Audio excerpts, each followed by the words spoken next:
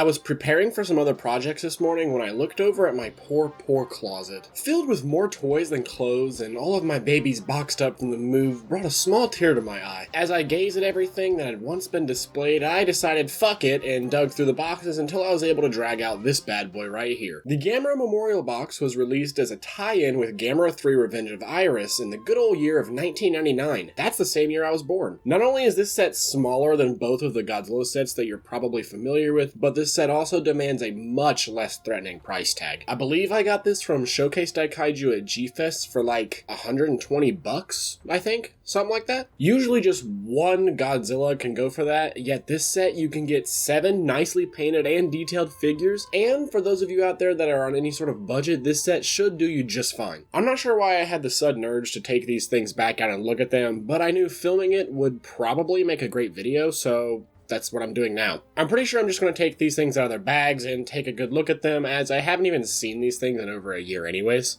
First, I want to mention that I really like this box, and you shouldn't sleep on it. The front showcases the figures you're receiving as well as the poster for the first film in the series. I'm a big fan of Showa posters of all types, and including them on the box in this way was a good decision on Bandai's part. I'm a packaging guy, and when it's done well, I make sure to take note. Each of the sides as well as the top and the bottom look great, but also since this is a more flimsy cardboard, over the time these tend to deteriorate. As you can see, mine isn't in the most immaculate condition. This Gamera was one of the brand new figures for the new Daikaiju series. In 2006, it received a reissue which is a much lighter green and had his eyes painted completely differently than the original. I personally prefer the original as I really love the slate highlights on the overall dark paint job. The sculpts on these also have featured a superb amount of detail, especially on the shells, which look great. Out of all of the Showa Gamera Kaiju to pick from, I think Baruga just might be my favorite. If not, it's tied with Gauss. Looking at him from a bird's eye view sort of reminds me of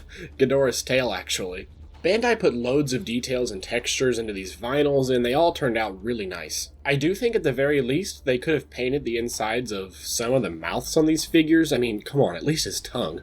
The only thing that I've ever heard in regards to how Gauss here is painted is that Bandai was going for a space Gauss, as the paint job almost reflects this. However, the tag is from the 1967 film Gamera vs. Gauss, and Space Gauss doesn't even appear for 2 more years anyways, so I really don't know. Regardless of what it's intended to be, the paint job itself still looks fantastic. Bandai captured the look of Gauss's eyes perfectly, and it screams Showa. So much texture and bumps on this one, and it's one of the best Gauss that I currently own. I like the brightness on this one, and the more colors on the shelf, the better. Speaking of Space Gauss, the next monster we're going to take a look at is Giron here. When I was really little, I remember my cousin and I referring to this guy as Knifehead, which is actually pretty ironic considering Knifehead became a reality in 2013 with Pacific Rim. I've always loved his face. I mean, he's just sort of like, duh. I appreciate the sculpting underneath his little feet. Most figures don't get that kind of treatment. These guys also aren't the largest figures ever made. Most of them fit into the palm of my hand, but this also makes them very easy to display and manage. Bandai even sculpted smaller scales underneath his eyes here, and it's small details like that that go a long way. The next monster is the giant space fish shark thing, Zigra. Gamera Kaiju always seemed a tad extra compared to other monsters of the time. Edgelord here is covered with all sorts of shark skin-like bumps and grooves which add a decent amount of depth. The silver and lavender colors they used here look fantastic, as well as his head, which is sculpted with a closed beak that I'm really thankful for. Can never have enough closed-mouth sculpts on the shelf, can we? This may or may not upset some people, but Jiger is my least favorite Gamera Kaiju. I mean, out of all of them, I just really don't like his design. I don't know, for some reason the movie itself bored me to death, and his design sort of looks like Barugan except less cool and overweight. The figure itself is admittedly nice enough, but again, like with Barugan, I really wish they at least splashed some sort of color on the inside of the mouth. I mean, give me anything other than a blank vinyl, for crying out loud.